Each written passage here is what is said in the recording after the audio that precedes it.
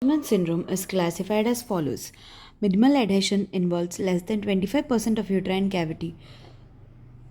Flimsy adhesions involving the fundus and tubal ostium. Moderate adhesion involves 25 to 70% of endometrial surface but no agglutination of the uterine wall. Severe cases greater than 75% adhesion with agglutination and thick adhesions in the endometrial cavity. The uterine fibroids, which may account for infertility, are either cornal fibroid blocking the medial end of the fallopian tube, submucous fibroid, cervical fibroid distorting the passage of sperms and preventing implantation, thus resulting in tuber infertility. Pregnancy rate of 30 to 40% following myomectomy proves that other factors may be involved apart from the presence of fibroid. Tubal factors. One of the most important and commonest cause of infertility is tuber factor salpingitis. When as a result of inflammation, adhesions form around the abdominal ostium, while within the lumen of the tube, the plica become adherent, blocking the passage in the tube. Gonorrhea, chlamydial infection, or salpingitis following septic abortion, purpural infections are amongst the common causes of blockage of fallopian tube. Genital tuberculosis has already been mentioned. Endometrial biopsy shows 5% asymptomatic infertile women suffering from genital tuberculosis. Apart from tubal blockage, peritubal adhesion and fimbrial end blockage can cause infertility. One episode of tubal infection leads to tubal blockage in 12% cases. The incidence increases to 23% after 2 episodes and 54 following 3 episodes of PID. Ovaries.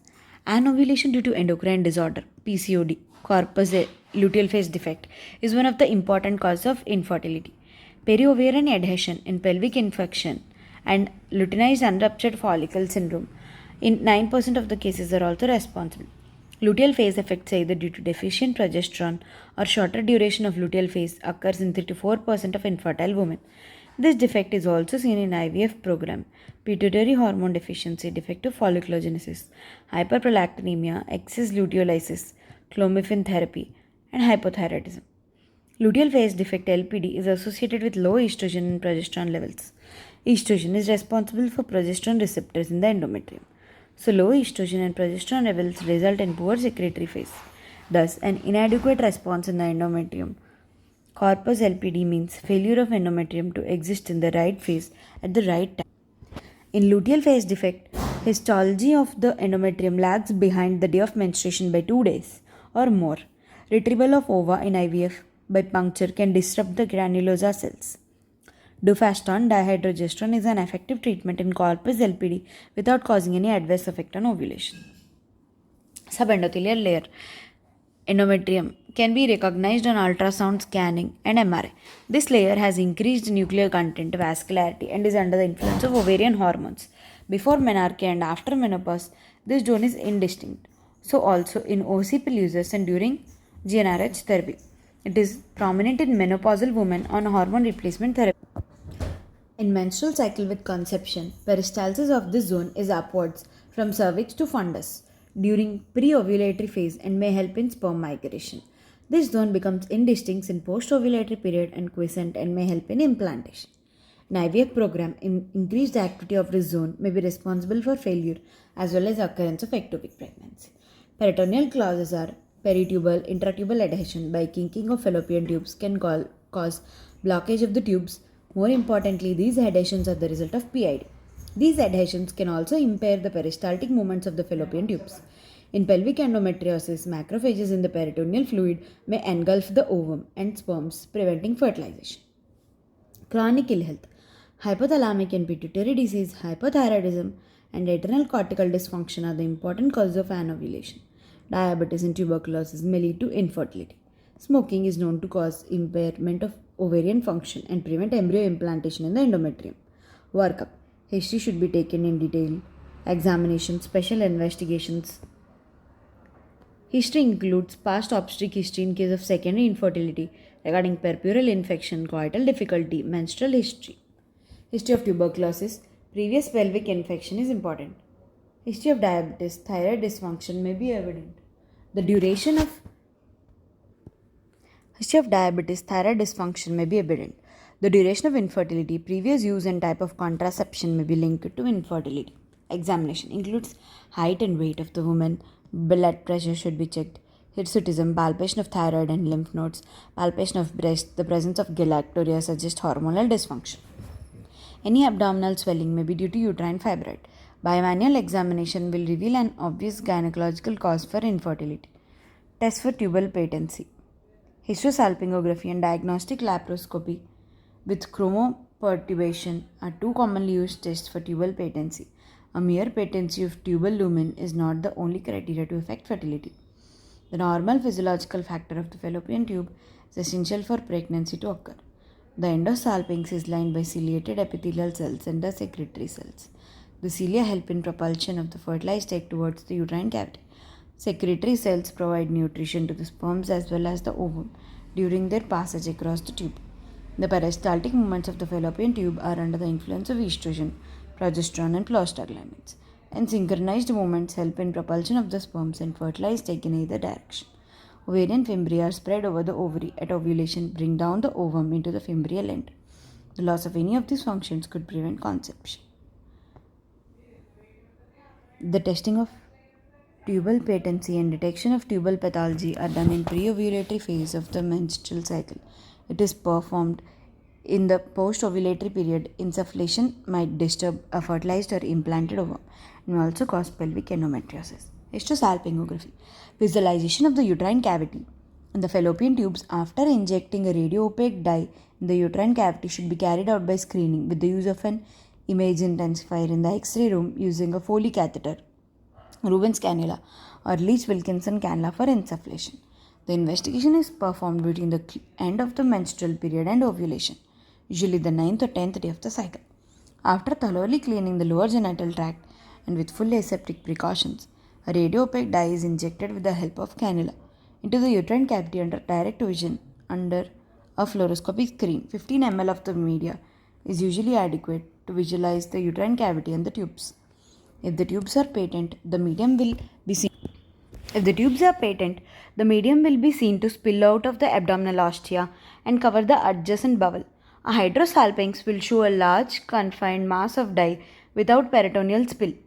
If either of the tube is blocked, the site can be seen. During the examination, radiographic pictures are taken for permanent record of the result.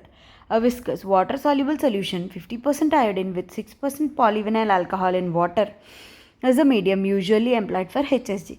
It is rapidly absorbed and the risk of tissue reaction, adhesion formation in the pelvis is minimal, even when intravasited into the uterine venous system. Although oil-soluble medium gives a sharper and clearer picture and may have improved therapeutic effect, it is not preferred because of the occurrence of oil granuloma, peritoneal reaction, and formation of pelvic adhesions. Apart from tubal anatomy, this examination helps to diagnose congenital abnormalities of the uterus such as uterus bicornuate, arcuate uterus, septate uterus, and fibroids. HSG has the advantage that it gives a permanent record and shows the site of tubal blockage. Among its complications are pelvic infection, pain, and collapse, which can however be avoided by giving injection atropine half an hour before the procedure. Allergic reaction. HSG should not be performed in the post-ovulatory period in the presence of genital infection and suspected tuberculosis. If the patient is sensitive to iodine, HSG may help to flushing and dislodgement of amorphous material that sometimes block its lumen. Amorphous material is an aggregate of histiocytes. Laparoscopic chromotubation. It is a laparoscopic visualization of the pelvic structures, uterus, fallopian tube, and ovaries, and injection of methylene blue dye through the cervix to visualize the spill of the dye. It is indicated in infertility cases to establish the patency of the fallopian tubes and to verify the findings when HSG has shown blocked tubes. Apart from visualization of the tubes and ovary, peritubal adhesion and suspected endometriosis can be diagnosed. The laparoscopic is indicated in patients with blocked tubes prior to undertaking tubal microsurgery. In such cases, planning of appropriate surgery can be chalked out and prognosis is offered to the couple. Laparoscopy demonstrates the external condition of the fallopian tube as well as its patency. It's however an invasive procedure, requires hospitalization. The greatest advantage is that one can proceed with the therapeutic procedure if adhesions or fimbrial block is recognized.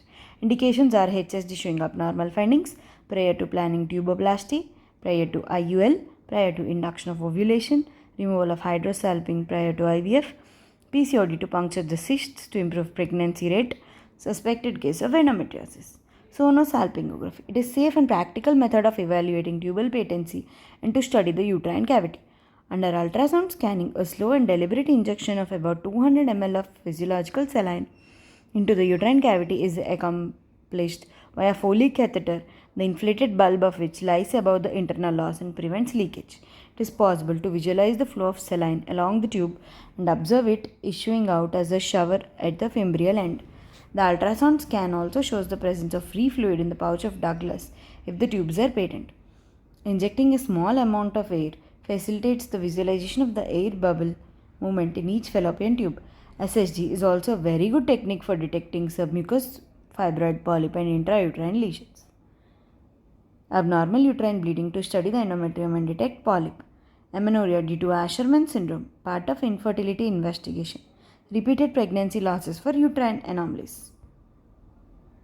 Newer modalities of tubal tests are hysteroscopy and phalloscopy. When HSG shows a corneal block, this may be due to tubal spasm in 25% cases and can be avoided by prior atropine injection. Mucus or insipiciated material, polyp, synechiae or ischemica nodosa. The interstitial end of the fallopian tube is best studied by phalloscopy via the hysteroscopy. The mucous plug or insipiciated material can be flushed and the patient patency can be restored. Polyps can be removed. To break synechiae, a soft pliable cannula is passed through hysteroscope and its tip is directed at the tubal ostium and gradually advanced while breaking the flimsy adhesion in the fallopian tube flushed. Dense adhesion cannot be dealt with this way. Ampullary and fimbrial salpingoscopy. Salpingoscopy can be utilized to study the mucosa of the fallopian tube to choose tubal microsurgery and IVF. Color Doppler ultrasound for assessing tubal pathology is under study. Fertiloscopy. Following initial work by Gods, fertiloscopy is now introduced as combined technique parallel to hydropelviscopy and other methods in infertility workup. It can be done under local or general anesthesia. It consists of two introducers, one for uterine cavity and the second to study the genital organs through the pouch of Douglas. A uterine introducer is provided with a balloon for good seal in the diatest.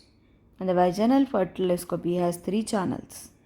Technique is as follows. In lithotomy position, local or general anesthesia is given, insertion of Very's needle and creation of hydroperitoneum with saline, insertion of 2 fertiloscopes, chromotubation, inspection of organs, therapeutic if needed. Management of the tubal infertility, tuboplasty, tubal microsurgery. It is advocated for the tubal blockage. Depending upon the site of the block, number of tuboplasty procedures have been performed with successful pregnancy rates. Success of tuboplasty can be improved with gentling handling of tissues, use of magnification, avoiding mopping or rubbing of the tissues, but continuous irrigation and suction.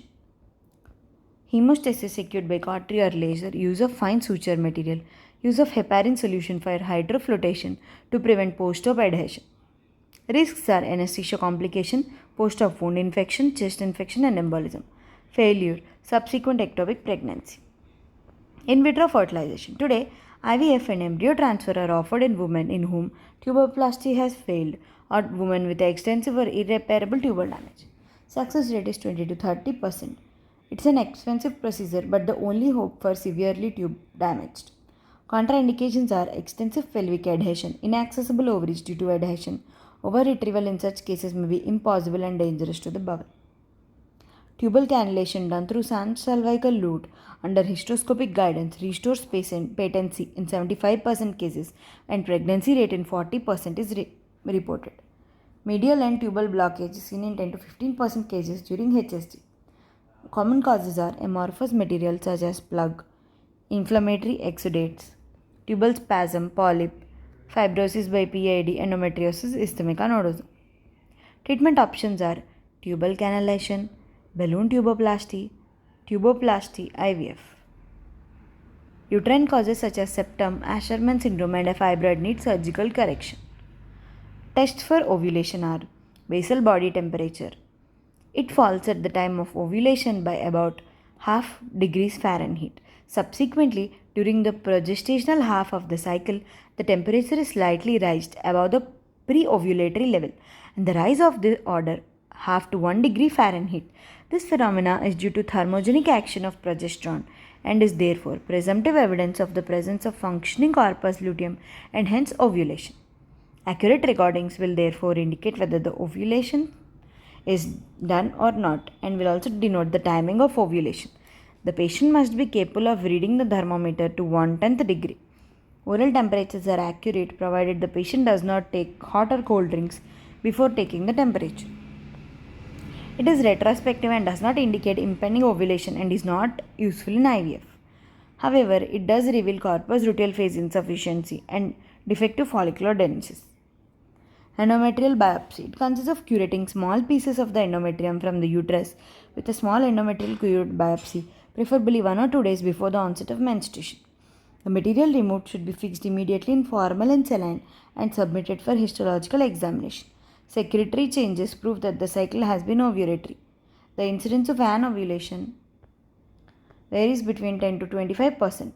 Endometrium should be subjected to culture, PCR, staining to rule out genital TB, which is present in 5 to 10% of Indian women complaining of sterility. Corpus luteal phase defect can also be diagnosed by endometrial biopsy, which shows a lag of 2 to 3 days between the calendar and histological dating of the specimen. Endometrial biopsy is taken only in suspected tubercular endometritis, and the tissue is subjected to a PCR test as well as culture. Phone test. A specimen of cervical mucosa obtained during platinum loop or pipette is spread on clean glass slide and allowed to dry. When viewed under the low power microscope, it shows during estrogenic phase a characteristic pattern of firm formation. This firming disappears after ovulation, and if previously present, its disappearance is presumptive evidence of corpus luteus activity. Firming is due to the presence of sodium chloride in the mucus secreted under estrogen effect. The physical character of cervical mucus also alters with the date of the cycle. At the time of ovulation, the cervical mucus is thin, profuse, that the patient may notice a clear discharge, the so-called normal ovulation cascade. This ovulation mucus has the property to great elasticity and will withstand stretching up to 10 cm. This phenomenon is called spin barket or thread test for estrogen activity. During the secretory phase, cervical mucus becomes tenacious and its viscosity increases and it loses property of spin barket and fractures when put under tension. This property is called tack. The observation of this change in the cervical mucosa pattern in a menstrual cycle is another evidence of ovulation. Maximum score is 15 and a score of less than 10 is considered unfavorable. Cervical infection, if any, needs to be treated prior to performing this test. Ultrasound follicular monitoring. Ultrasound has now become the standard and indispensable procedure for monitoring maturation of graphene follicle and in detecting imminent ovulation in IVF, IUI, and in timing intercourse. This requires daily ultrasonic visualization of ovaries from the 10th till 16th day of menstrual cycle. It is non-invasive, accurate, and safe. Apart from follicular study for ovulation, pelvic pathology, if any, can be picked up and endometrial thickness is measured. Follicle grows at the rate of 1 to 2 mm daily to reach 20 mm or more when the follicles rupture and ovulation occur at mid-cycle. The sudden disappearance of follicle, presence of free fluid in the pouch of Douglas, growth of corpus luteum are evident. Endometrial thickness of 8 to 10 mm in normal response of endometrium to the progesterone. A lesser thickness indicates corpus luteal phase deficiency. Hormonal assess. Plasma progesterone. Plasma concentration of progesterone rises after ovulation and reaches a peak of 15 nanogram per ml at the mid-luteal phase on 22nd or 23rd day and then declines as the corpus luteum degenerates. A low level of plasma progesterone below 5 nanogram per ml at the mid-luteal phase suggests corpus luteal phase defect and prompts hormonal therapy. Use of daily progesterone suppository in luteal phase or administration of HCG 5000 to 10,000 international unit weekly will help improve the chances of conception. Oral micronized progesterone 100 mg BD or 300 mg vaginal pessary twice a day is useful in corpus LPD. Weekly proleutin injection 500 mg and oral dydrogesterone are also used. Etiology may be hypopituitary with low FSH and LH, poor follicular development, hyperprolactinemia, chromiphene citrate, ovulation induction, retrieval of egg in IVF, poor response of endometrium to endogenous progesterone. Diagnosis is done by basal body temperature, mid-luteal progesterone estimation, and endometrial biopsy. LH. LH surge from the anterior pituitary gland occurs 24 hours prior to ovulation. Radioimmune of the morning sample of urine and blood gives LH results in 3 hours. Not only does the LH surge help in predicting ovulation, but also approximate time of ovulation can be gauged, and coitus around this time can improve the chance of conception. Gauging the time of ovulation has therapeutic applications in IVF and in artificial insemination. Hyperprolactinemia. It is seen in pituitary adenoma, hyperplasia, hypothyroidism with usage of drugs like metoclopramide, cimetidine and metildopa. Hyperprolactinemia more than 25 mg per ml will require X-ray of pituitary fossa or CT scan and a fundus examination to exclude a neoplasm. Macroadenoma may require surgery. Microadenomas and hyperprolactinemia respond to bromocriptine and daily drugs. FSH. Raised FSH level is seen in ovarian failure. Low FSH level indicates pituitary dysfunction and an ovulation. Normal FSH level in pre-ovulatory phase is 1 to 8 microinternational units per ml. And LH level at ovulation is 1 to 5 milliinternational units per ml. FSH level greater than 25 international units per ml. Clomiphene on day 3 fails ovulation. Thyroid test should be done. Management of anovulation. Anovulation is a common problem encountered in infertility. Clomiphene citrate. Ovulation should be induced with clomiphene citrate with a dose of 50 mg per day starting from day 2 to day 6 of the cycle for 5 days. Ovulation is monitored by serial ultrasound monitoring of the follicular size and occurrence of ovulation. If the response to 50 mg cc is not satisfactory, the dose of clomiphene can be increased to 100 mg per day from day 2 to day 6. Further increase in dosage daily of cc is required if should be undertaken in an infertility setup where monitoring facilities by sonography and hormone estimation are easily available. If it fails following 6 cycles, other regimen of ovulation induction is recommended. The risk of multiple pregnancies with this regime is around 10%. In hypothalamic disorder, GnRH is given to stimulate the pituitary FSH and LH, and the follicular genesis is monitored. Letrozole. 2.5 mg letrozole non-steroidal aromatase inhibitors is found superior to clomiphene, which has no such adverse reaction. With letrozole, ovulation occurs in 90% cases with a pregnancy rate of 40 to 50%. Letrozole is given 2.5 mg daily for 5 days starting on second day of cycle or 20 mg single dose on day 3. Letrozole has no peripheral action on endometrium, cervical mucus as with clomiphene. It, however, causes drowsiness. Half-life is 50 hours. It is contraindicated in severe hepatic dysfunction. It enhances the action of FSH, the dose which is therefore reduced by 50%. At present, it is an off-label drug and banned in India. In case of clomiphene failure, some have tried clomiphene 50 mg with 20 mg tamoxifen in anovulatory infertility. Tamoxifen, unlike clomiphene, has no anti-estrogenic action on the endometrium and cervical mucus. In PCOD, the first line of treatment with clomiphene or other drugs fail. Laparoscopic drilling of the follicles is done by monopolar cautery or laser. Octreotide is a peptide secreted by hypothalamus. It inhibits the growth hormone and insulin. It enhances the effect of clomiphene and reduces the risk of ovarian hyperstimulation syndrome. In PCOD, with insulin resistance, pregnancy rate can be improved by administering metformin 500 mg daily at night for 1 week, gradually increasing the dose twice a day up to 3 times a day for 6 months. Combination of CC plus HMG. In PCOD, ovulation is ideally induced with a combination of clomiphene and HMG. The patient is advised CC 50 to 100 mg per day from day 2 to day 6 of cycle for 5 days. Injecting HMG 75 units intramuscularly is added on day 3, 5 and 7 and more if so required. Anovulatory women who fail to respond to this combination as well as amenorrheic women with low estrogen may need to be treated with HMG plus HCG as detailed. Perform baseline estradiol assay and ultrasound scanning. Administer HMG 2 ampules 75 international unit each per day for 3 days. Repeat estradiol. If it is doubled, monitor HMG dosage.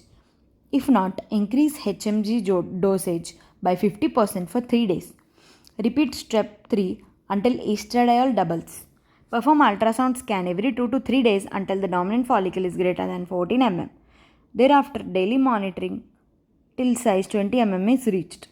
Administer IM injection of HCG 5000 international units Administer injection HCG 3000 international units 7 days later. Await onset of menses or perform urinary pregnancy test. GnRH. In hypothalamic dysfunction, it is used as an alternative administration of HMG. GnRH is a decapeptide, so it cannot be administered orally. GnRH is administered in pulsatile fashion subcutaneously. Prednisolone. In women with anovulation and increased androstenedione, administration of 5 mg prednisolone at night plus 2.5 mg every morning is advised until spontaneous ovulation sets in. Hyperprolactinemia is treated with bromocriptine 1.25 mg at bedtime for 7 days. Dose increments of 1.2 mg per week is recommended until hyperprolactinemia gets corrected, when spontaneous ovulation is likely to occur and pregnancy often follows. Cabergoline 0.5 mg twice weekly is more convenient. Laparoscopic ovarian drilling. In women with PCOD in whom induction of ovulation with medical management fails, laparoscopic ovarian drilling of follicles with monopolar cautery has yielded results. Corpus LPD is treated either with IM progesterone 100 mg or micronized 300 to 600 mg vaginal tablet daily in post-ovulatory phase. Complication of ovulation induction are multiple pregnancy when hyperstimulation syndrome. OHSS. It is a complication of assisted reproductive technologies and an iatrogenic complication occurring in the luteal phase or early pregnancy. It is potentially life-threatening condition occurring 1 to 10%. It results from induction of ovulation in infertility cases. It is more common in FSH and LH therapy than clomiphene and pulsatile GnRH drugs. Its incidence is higher in PCOS, anovulatory infertility, compared to infertility caused by amenorrhea. Raised LH in PCOS is responsible for hyperstimulation. HCG should not be included in the therapy in these cases. HCG administration increases the risk, so also the dose of drugs, size and number of ovarian follicles. It is characterized by ovarian enlargement, pleural and peritoneal effusion, oliguria, liver damage and thromboembolism. Severe form of OHSS occurs if the woman conceives during that cycle. Pathogenesis. The main reason is the increased vascular permeability leading to fluid shift from intravascular to extravascular space. This causes decreased blood volume and decreased albumin as well as decreased electrolyte levels. It leads to accumulation of fluids such as ascites, hydrothorax. The increased vascular permeability is due to prostaglandin, cytokines, growth factors secreted by multiple growing follicles. Risk factors are young age of the woman, PCOS, previous OHSS, increased estradiol levels greater than 3000 picogram per ml, 20 or more follicles, increased renin-angiotensin factors, vascular endothelial growth factor causes neovascularization of granulosa cells and increased G2 levels. PCOS, high LH to FSH ratio, HCG in pregnancy in stimulated cycle. FSH-LH ratio causes higher incidence of OHSS than clomiphene or GnRH. OHSS can be predicted by high level of E2, more than 20 follicles on ultrasound and increased Doppler blood flow. Complications are vascular, cerebrovascular accident, thromboembolic phenomena, deep vein thrombosis, coagulopathy, liver dysfunction, adult respiratory distress, renal failure due to hypovolemia, gastrointestinal causes related to E2 levels, torsion and hemorrhage in the ovarian cyst. Prevention. HCG should be withheld in the cycle if more than 20 follicles are seen on ultrasound and E2 levels rise to 3000 picogram per ml. In PCOD, it is prudent to withhold HCG. Albumin 5% infusion in 500 ml ringer lactate during and after oocyte retrieval prevents OHSS. Dopamine agonist cabergoline 0.5 mg daily for 8 days starting on day 1 of the HCG avoids OHSS. Treatment. IV fluids for hypovolemia, colloids, plasma expanders or human albumin infusion 5% in 500 ml RL. Half-life is 3 to 10 days. 50 grams of albumin, 25% albumin in 50 ml raises blood volume to 500 ml. Investigations and monitoring. HB percentage, TLC, platelet count, urea, electrolyte estimation, repeat ultrasound to monitor the size of ovarian cyst, weight recording, RFT, LFT, coagulation profile, central venous pressure recording, X-ray for pleural effusion are done.